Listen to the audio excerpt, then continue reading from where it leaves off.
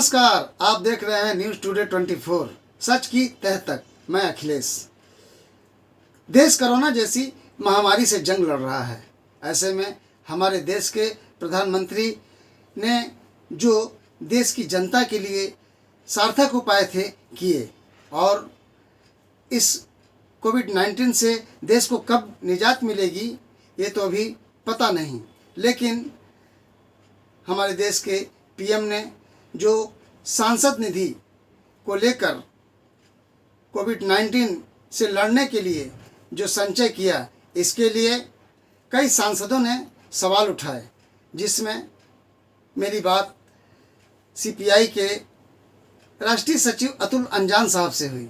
उन्होंने प्रधानमंत्री के इस संचय को सराहा और उन्होंने बताया कि कोविड-19 के लिए अगर सांसद निधि का पैसा खर्च होता है तो अच्छी बात है, लेकिन सरकार उस पैसे को कहाँ खर्च कर रही है, कैसे खर्च कर रही है, इस पर भी उन्होंने सवालिया निशान खड़ा कर दिया। और उन्होंने बताया कि इसका ब्यौरा देश और जनता के सामने होना चाहिए। अंजान साहब से मेरी टेलीफोन पे जो वार्ता हुई है, मैं उसको आपके सामने रखता हूँ। देश के अंदर जो लोकसभा के अध्यक्ष ने ये फैसला किया और सरकार के निर्देश पर ये बात जारी कर दी कि सभी संसद सदस्यों के जो सांसद विकास निधि है उससे वर्ष 2020, 19-20 और 20-21 इन दोनों का पैसा निकाल करके लगभग 12.5 करोड़ रुपया हर सांसद की निधि से निकाल करके उसे कोरोना वायरस के खिलाफ लड़ने के लिए देशव्यापी स्तर पर धन की आवश्यकता है, इसलिए उसका इस्तेमाल किया जाए। जी, ये अच्छी बात है, लेकिन इस बात की भी जरूरत है कि जो सरकार ने धन इकट्ठा किया है इसमें पारदर्शिता होनी चाहिए। जी, ये बात सच है कि इतने बड़े पैमाने पर कई तरह के कानूनों को तोड़ करके इस कोविड-19 से निपटने के लिए सरकार की तरफ से बहुत सारी नियम कानून बनाए गए और उनको रोज बदला भी गया। जी, उदाहरण के लिए मैं ये कहना चाहता हूँ कि भारत सरकार के वर्षों से प्राइम मिनिस्टर रिलीफ फंड बना हुआ था, जिसके अंदर प्रधानमंत्री के राहत कोष में देश की जनता, देश के उद्योगपति, देश के कॉर्पोरेट हाउस और देसी विदेशी तमाम लोग अपनी धनराशि इकट्ठा करते थे। जब कभी भारत सरकार के अंदर कोई आपदा आती थी या भारत के किसी राज्य की जनता पर आपदा आती थी, प्रधानमंत्री के राहत कोष में जमा करते थे। जी, लेकिन उससे अलग हट करके प्रधानमंत्री ने पीएम केयर का एक फंड बना दिया। ये पीएम केयर का फंड कहाँ रजिस्टर्ड है, किसकी वजह से रजिस्टर्ड है, इसके कौन लोग हैं, सब न करके इस पे हजारों हजार करोड़ रुपया इकट्ठा किया जा रहा है। और इसमें चूंकि ये रजिस्टर्ड नहीं है, इसलिए इसके अंदर कोई पारदर्शिता भी नहीं है। जी, प्रधानमंत्री राहत कोष की तो पारदर्शिता है क्योंकि एक रजिस्टर्ड संस्था है। मैं कहना चाहता हूं कि प्रधानमंत्री ने जो भी धन हासिल किया है इस कोरोना के संघर्ष के संबंध में, कोरोना से लड़ने के सवाल पर, जिन लोगों ने भी जो आर्थिक सहयोग किया है, जो सामान का सहयोग किया है, इसकी जानकारी देश को दिए जाने की जरूरत है। किस क्षेत्र में कितना खर्च हुआ, और क्योंकि तमाम तरह की खबरें आ रही हैं कि कोरोना से निपटने के लिए जो किट खरीदा गया, कोरोना से निपटने के लिए जो पीपीई खरीदा गया, उन सब के अंदर भ्रष्टाचार हुआ है। और दिल्ली के हाई कोर्ट और मुंबई के हाई कोर्ट में इस संबंध में मुकदमे भी चले हैं और हाई कोर्ट के ने कुछ फैसले भी दिए हैं।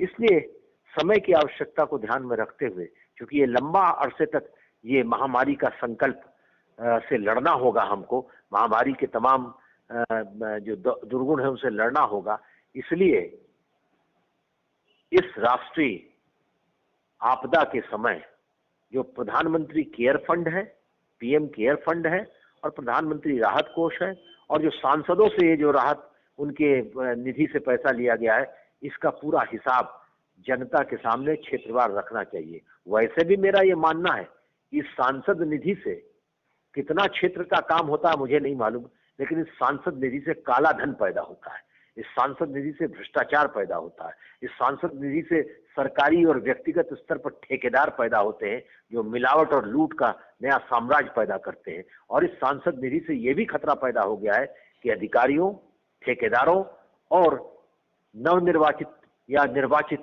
इन सांसदों के प्रतिनिधियों का या सांसदों का एक त्रिकोण बन जाता है जो लूट का अवसर देता है, और बहुत से सांसद तो अपनी सांसद निधि का विवेकपूर्ण प्रयोग भी नहीं कर पाते। जी, आपने सही बात कहा कि भ्रष्टाचार का आलम तो बढ़ता ही जा रहा है, लेकिन इस पर अंकुश लगना चाहिए। इस पर अंकुश लगाने के लिए मैं ये कहना चाहता हूं कि एमपी फंड जो है, जी, एमपी लैड फंड, सांसद विकास निधि, ये कोई जनता का पैसा है, किसी सांसद का पैसा नहीं है। जी, लिहाजा सांसद किस विषय पर इसको खर्च कर रहे हैं, इसके लिए जिला स्तर पर एक कमेटी बननी चाहिए।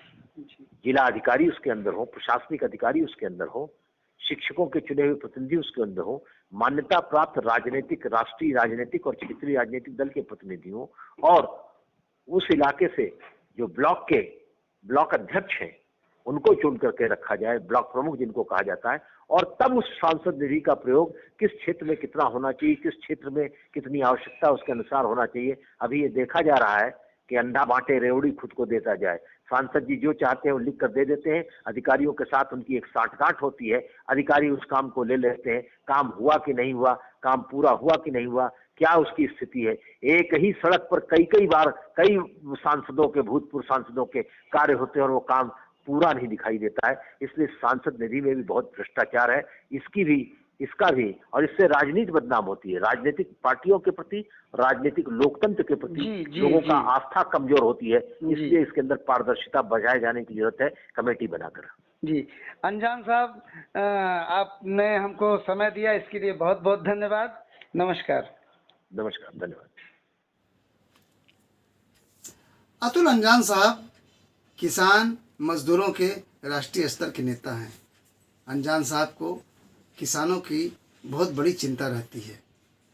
क्या सरकार कोविड-19 के मामले पर अंजान साहब के प्रश्नों का जवाब दे पाएगी?